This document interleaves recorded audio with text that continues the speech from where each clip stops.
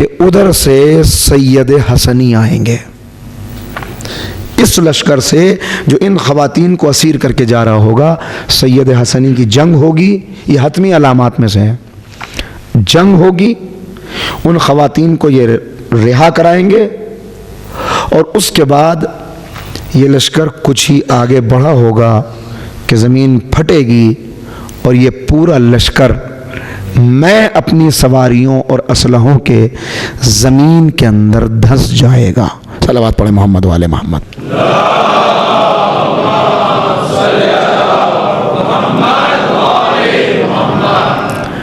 یہاں دو باتیں پیدا ہوئی جن کے لیے رکنا ہے، دو اہم سوال۔ ایک تو یہ کہ ان نام کے افراد کو یہ قتل کرے گا، دوسرے لشکر دھنس جائے گا۔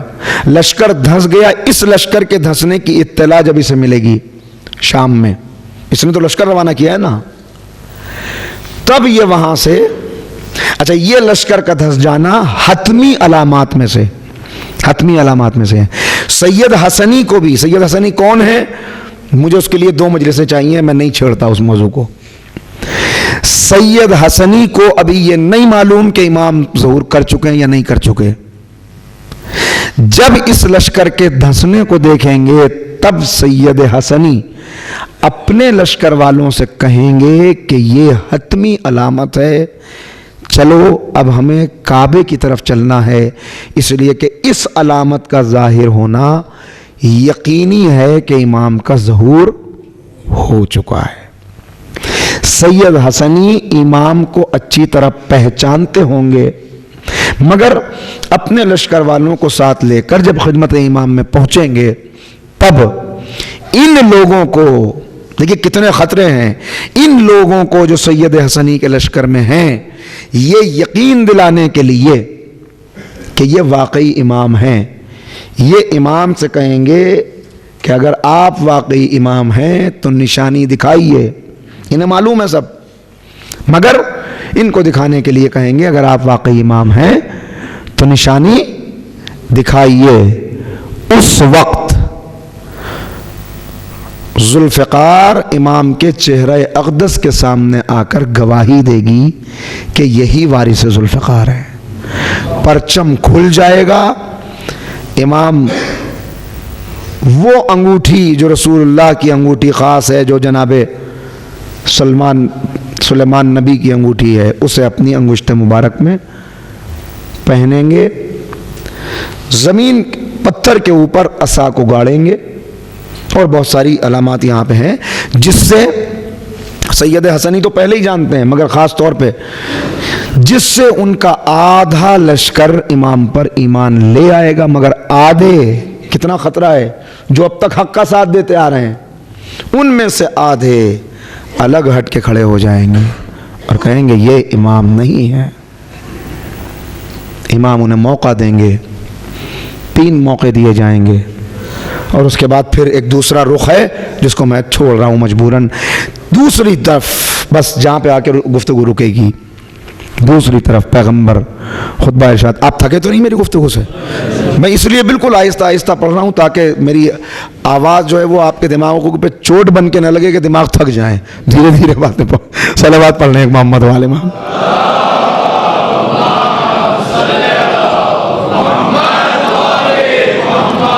بس یہ آخری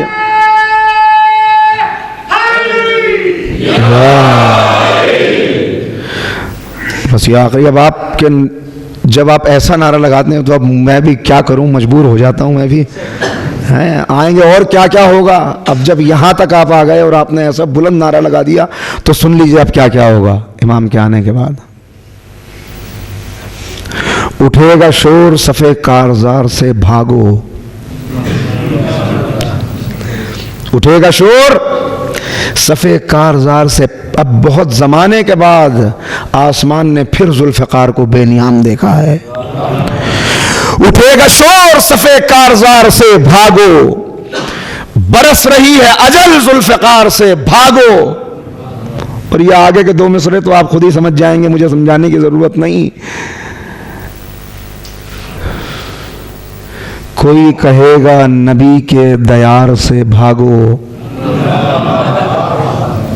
کوئی کہے گا نبی کے دیار سے بھاگو، صدا کسی کی نکل کر مزار سے بھاگو۔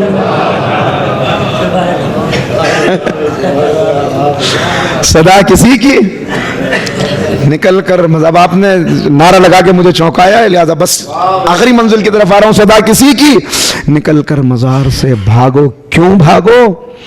کہ قبائے جبر و تشدد کو پھاڑنے والا، قبائے جبر و تشدد کو پھاڑنے والا وہ آ گیا، در خیبر اکھاڑنے والا۔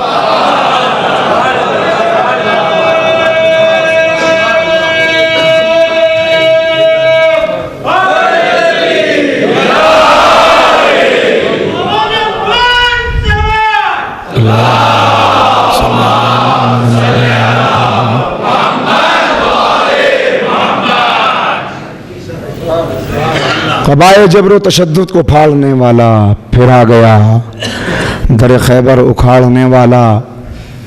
علی کی تیغ ہے پھر بے نیام، بھاگ چلو، اجل کو یاد ہیں ہم سب کے نام، بھاگ چلو، جگہ حرم میں نہیں سوئے شام بھاگ چلو، جگہ حرم میں نہیں سوئے شام بھاگ چلو، کہ بھاگنا ہی تو ہے اپنا کام، کہ بھاگنا ہی تو اپنا کام، بھاگ چلو۔ کیوں بھاگ چلو؟ اس لیے کہ اما نہیں ہے کہیں کارزار ہستی میں، اما نہیں ہے کہیں کارزار ہستی میں، کچھار چھوڑ کے شیر آ گیا ہے بستی میں، کچھار چھوڑ کے شیر آ گیا۔ تو یہ کیفیت، یہ سب ہونا ہے، مگر اس سے پہلے میں نے عرض کیا آپ کی خدمت میں، بس آخری مرحلہ اور سن لیجئے۔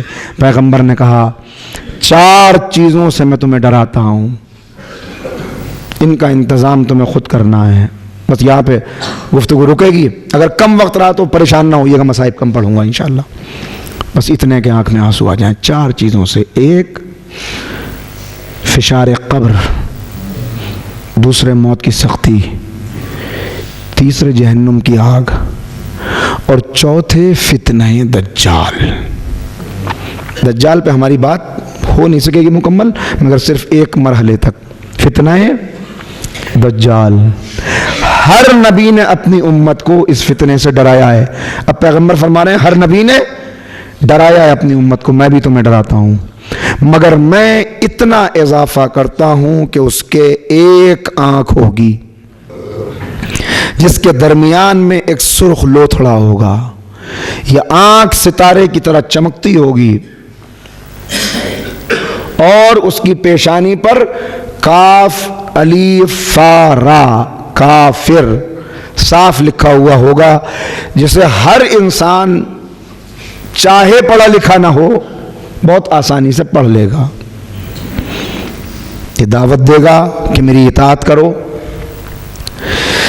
اب اس پر اس وقت آپ کو سینکڑوں تقریریں دجال کے عنوان سے، ہر آدمی پریشان ہے، ہر مسلک والا دجال دجال، کتابیں آ رہی ہیں دجال کے نام پر، تقریریں ہو رہی ہیں، سب اپنی اپنی قوموں کو واقف کرا رہے ہیں کہ فتنہ دجال سے آگاہ ہو جاؤ۔ اس لیے واقف کرا رہے ہیں کہ وہ آسان ہے، فتنہ سفیانی سے مقابلہ آسان ہے، اس لیے کہ وہ مسیحا بن کے نہیں آئے گا، ہر ایک کو پتا ہوگا، مگر یہ آئے گا مسیحا بن کے، یہ آئے گا کرشمے اپنے ہاتھ میں طاقتیں لے کر۔ بعض ایسے مومنین ہوں گے، رسول اللہ نے فرمایا کہ جب تم سنو کہ دجال نے خروج کیا تو اسے دیکھنے کے لیے نہ جانا، اس لیے کہ کتنے ہی ایسے صاحبان ایمان ہوں گے جو یہ سمجھیں گے کہ ہمارا کیا بگاڑے گا، ہم تو راسخ ایمان والے ہیں، ہم تو پکے مومن ہیں، مگر جب اس کے پاس پہنچیں گے تو ایمان ان کے دلوں سے ایسے رخصت ہو جائے گا جیسے مٹھی سے ریت پھسل جاتی ہے۔ لہذا منع فرمایا پیغمبر نے کہ اگر پتہ چل جائے تو جانا نہیں دیکھنے کے لیے. ہاں اگر سامنا ہو جائے تو اس وقت کا علاج بتا دیا. اس کا آلہ کیا ہوگا جس سے یہ متوجہ کرے گا؟ اس کا آلہ ہوگا میوزک. میوزک. ہر جملہ یہاں پہ مجھ سے یہ مطالبہ کر رہا ہے کہ میں اس کی تشریح کروں، مگر موقع نہیں ہے تشریح کا. آلہ میوزک ہوگا. اس کے ساتھ عورتوں کا ایک لشکر ہوگا، بے حیا عورتوں کا ایک لشکر ہوگا، اور اس کی آواز پر سب سے پہلے لبیک کہنے والی خواتین ہوں گی. میری مائیں اور بہنیں اس بات کو یاد رکھیں اچھی طرح اور پہنچائیں اپنی بچیوں تک، آنے والی نسلوں تک.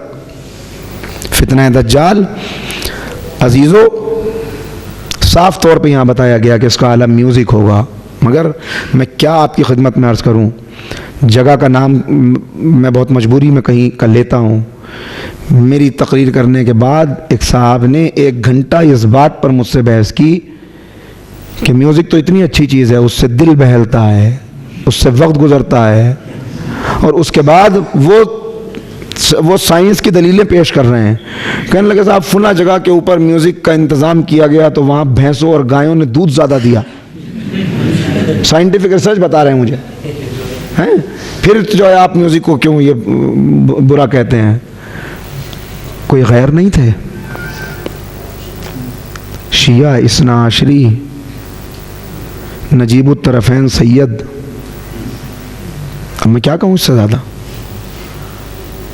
تو جب یہ اس طرح کے افراد خود ہمارے صفوں میں پیدا ہو چکے ہیں کہ جنہیں یقین نہیں آ رہا اس بات کے اوپر، تو فتنہ دجال کا مقابلہ کرنا ان کے لیے کیا ممکن ہوگا؟ یہ غور کرنے کی بات ہے ہمارے لیے. اور اسی لیے میں نے آپ کی خدمت میں کل عرض کیا کہ یہ ہو ہی نہیں سکتا کہ ایک کافر اور ظالم کچھ خواتین کا، بے حیا خواتین کا سہارا لے کے آئے تو امام کے ساتھ کچھ نیک اور باعفت خواتین نہ ہوں. لہذا روایات کے اندر ملا کہ امام کے ساتھ جو 313 افراد ہوں گے، ان 313 کے علاوہ فتنہ دجال پر گفتگو قرض رہی، وہ انشاءاللہ کسی اور موقع پر، حالانکہ وہی سب سے اہم بات تھی. میں مجبور ہوں اس بات میں کہ مجھے وہی بات سب سے اہم تھی جو عرض کرنا تھی. 2-3 جملے صرف آپ کو میں نوجوانوں کو اپنے سنا دوں، کیونکہ اب مجھے معلوم ہے کہ میں اسے پڑھ ہی نہیں سکتا، اس کا موقع نہیں ہے. مگر اتنا سمجھ لیجئے کہ پیغمبر نے فرمایا، بحث کیا چل رہی ہے عالم اسلام میں اس وقت؟ بحث یہ چل رہی ہے کہ یہ کوئی شخص ہے یا کوئی سسٹم ہے یا کوئی نظر نہ آنے والی طاقت ہے. کیا ہے دجال؟ میں اپنی گفتگو کے بعد جو نتیجہ آپ کو دیتا وہ پہلے ہی دیے دیتا ہوں. تینوں باتیں صحیح ہیں. یہ شخص بھی ہے جو جزیرے میں قید ہے، جس کی تفصیل بیان کرنے کا موقع نہیں. کس نے قید کیا، کیسے قید ہوا، کون ملا، یہ سب پھر سنیے گا. شخص بھی ہے.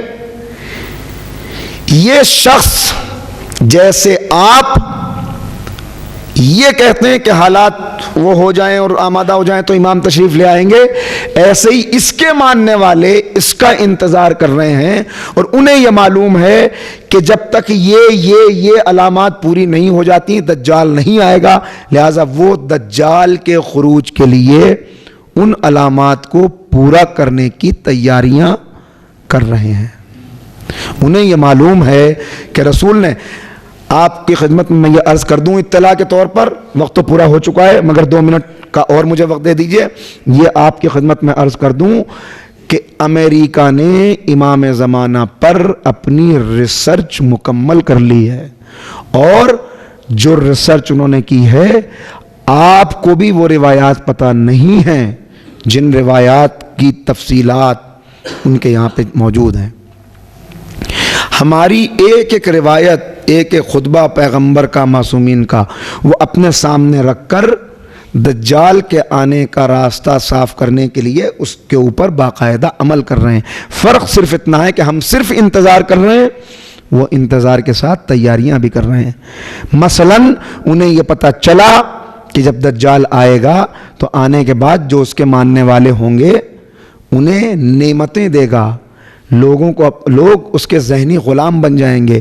تو انہوں نے لوگوں کو ذہنی غلام بنانے کے لیے باقاعدہ طور پر ریسرچ کی 1980 میں 1980 میں ایک ایسا سپر کمپیوٹر بنا لیا گیا کہ جس کے اندر دنیا میں جتنی قومیں ہیں ان کی بولی جانے والی زبان، ان کا لہجہ، ان کا انداز، ان کے رسم و رواج، ان کے عقائد، یہ سب اس کمپیوٹر کے اندر جمع ہیں۔ کیوں؟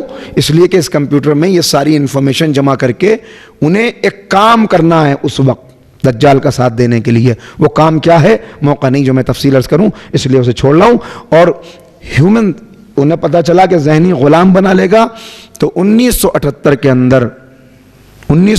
کے اندر سائنسدانوں کی ایک ٹیم نے یہ دعویٰ کیا کہ ہم نے ہیومن سائیکولوجی کے اوپر اپنی ریسرچ مکمل کر کے یہ صلاحیت اپنے اندر پیدا کر لی ہے کہ ہم جس انسان کو چاہیں ذہنی طور پر اپنا غلام بنا لیں، اور جسے ہم اپنا ذہنی غلام بنا لیں گے، یہ ریسرچ بتا رہا ہوں اس وقت کی، یہ سب تیاریاں ہو رہی ہیں، جسے ہم غلام بنا لیں گے وہ ہمارا ایسا غلام ہوگا کہ ہم اس کی نفسیات پر اتنا قابو پا لیں گے کہ اگر ہم اس سے کہیں گے کہ وہ دن بھر کھڑا رہے تو وہ دن بھر کھڑا رہے گا اور اسے درد کا احساس نہیں ہوگا۔ اگر ہم اس سے کہیں گے کہ اپنے ایک ہاتھ سے اپنا دوسرا ہاتھ کاٹ دے تو ہمارے حکم پر وہ اپنا دوسرا ہاتھ کاٹ دے گا اور اسے درد کا احساس نہیں ہوگا۔ اور بہت ساری چیزیں ہیں کہ جن پر کام ہو رہا ہے، باقاعدہ طور پہ کام ہو رہا ہے۔ انہیں یہ معلوم ہے کہ فلاں جگہ سے وہ گزرے گا، وہاں پہ باغات لگائے جا رہے ہیں، تیاری کی جا رہی ہے۔ یہ جو آپ آج فلسطین کا ایشو دیکھ رہے ہیں، یہ سب دجال کی تیاری ہے، یہ دجالی نظام ہے، جس کی تفصیلات انشاءاللہ آئندہ کسی موقع پر میں آپ کی خدمت میں عرض کروں گا۔ مگر صرف اتنا میرے نوجوانوں کہ ہمیں باخبر رہنا ہے۔ اگر اس وقت ہم غافل ہو گئے، ہر طرف سے حملہ ہے، خود ہماری صفوں میں دشمن داخل ہو چکا ہے۔ جو کچھ امام نے فرمایا اس کو سامنے رکھتے ہوئے ہماری ذمہ داریاں جو غیبت امام میں ہماری ذمہ داریاں رکھی گئیں، اس میں ایک ذمہ داری یہ بھی ہے کہ امام کے ذکر و فکر کی مجلسوں محفل کا انعقاد کر کے ان حالات سے آنے والی نسلوں کو باخبر کریں اور ہم باخبر ہوں۔ عزیزوں، اگر یہاں ہم چوک گئے تو یہ عزاداری اور زندگی بھر کی یہ رونے والی، یہ گریاں کرنے والی آنکھیں، حالانکہ ایسا ہو نہیں سکتا کہ جو آنکھ حسین کے غم میں روئی ہو وہ اس فریب میں مبتلا ہو جائے، مگر وہ اسی وقت کہ جب ہمارا گریہ شعور کے ساتھ ہو، جب ہمیں یہ معلوم ہو بڑی قربانیاں دی ہیں اس دین کو بچانے کے لیے محمد و آل محمد نے، کتنی قربانیاں دی ہیں۔ میں صرف 2 منٹ مصائب پڑھوں گا، وقت نہیں ہے، مگر میں ہمیشہ یہ بات کہتا ہوں کہ مصائب پڑھنے کی چیز نہیں ہے، محسوس کرنے کی چیز ہے۔ میں 1 گھنٹہ پڑھتا رہوں اور آپ کے دل تک نہ پہنچے تو آنکھ سے آنسو نہیں گرے گا، لیکن کوئی ایک جملہ بھی اگر دل کو لگ جائے، اور احساس دل کو اسی وقت ہوتا ہے جب آدمی تصور کو وہاں لے جائے۔ میں ایک بات صرف آپ سے پوچھتا ہوں، کتنی قربانیاں دی ہیں؟ آپ نے کبھی سنا ہے؟ بہت سے آپ کی بستی سے بہت سے افراد ہیں جو پردیس میں ہیں۔ میں دعا کرتا ہوں آپ آمین کہیے کہ اللہ سارے پردیسیوں کو حفاظت سے رکھے اور ساتھ خیریت کے وطن واپس لائے۔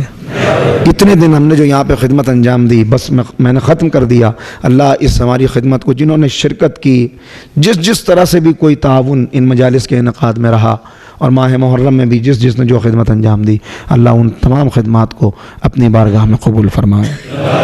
میں ان بزرگوں کے لیے خاص طور سے دعا کرتا ہوں کہ جن کی شفقتیں اس بستی کے تعلق سے ہمیشہ مجھے یاد رہتی ہیں، جو ان میں سے زندہ ہیں، اللہ ان کو قوت و توانائی اور طول عمر عنایت فرمائے، اور جو مرحوم ہو چکے ہیں اللہ ان کو اتنی بلندی عطا کرے کہ انہیں بارگاہ اور جوار معصومین میں پہنچا دے۔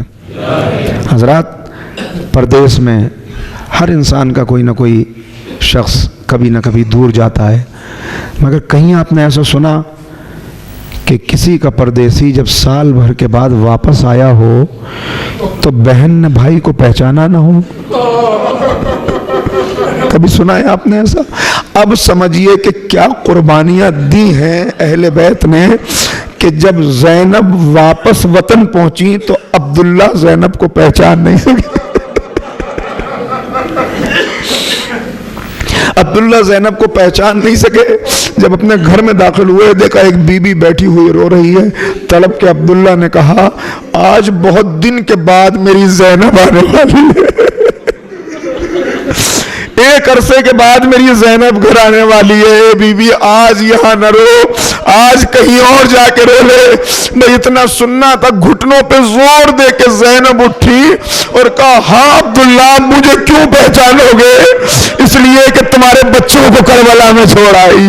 عبداللہ میرا حسین مارا گیا, میں بے حسین کے ہو گئی, اب کیوں پہچانو گے؟ طلب گئے عبداللہ. جب قریب آئے تو اتنا کہا میں کیسے پہچانوں, جب گئی تھی تو یہ بال سیاہ تھے, سارے بال سفید ہو گئے, یہ چہرے پہ جھریاں پڑ گئی, یہ کمر جھک گئی, یہ سب کیا ہو گیا؟ کہا عبداللہ یہ پوچھو میں زندہ کیسے ہو گئی. میرا عباس مارا گیا, میرا اکبر مارا گیا. شہزادی نے بیان کرنا شروع کیا, بس رک گئی میری تقریر. ایک مرتبہ عبداللہ پرسہ دیتے جاتے ہیں, پوچھتے جاتے ہیں, پھر عبداللہ کہتے ہیں یہ تو بتاؤ وقت رخصت میرا بھائی حسین کیسا تھا؟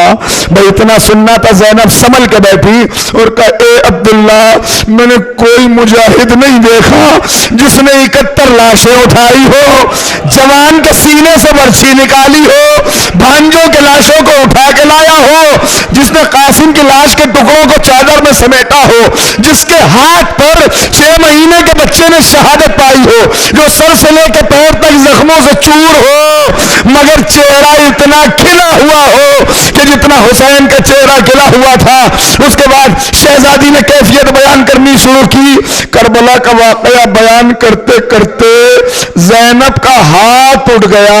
ہاتھ کا اٹھنا تھا کہ شانے سے ردا ہٹ گئی. عبداللہ نے دیکھا کہ یہ کیا ہے, یہ نشان کیسا؟ کہ اے عبداللہ بھائی کی شہادت کے بعد ان بازوؤں میں رسیاں بنی, اتنا سننا تھا. عبداللہ کھڑے ہوئے, تلوار اٹھائی. کہ اے عبداللہ کہاں چلے؟ کہ انتقام لینے. رک جاؤ عبداللہ, ارے تم سن کے برداشت نہ کر سکے, ذرا مجھ سے پوچھو. یزید کے دربار میں لوگ انگلیاں اٹھا کے دکھاتے تھے یہ زینب ہے, یہ رقیہ ہے, یہ سکینہ.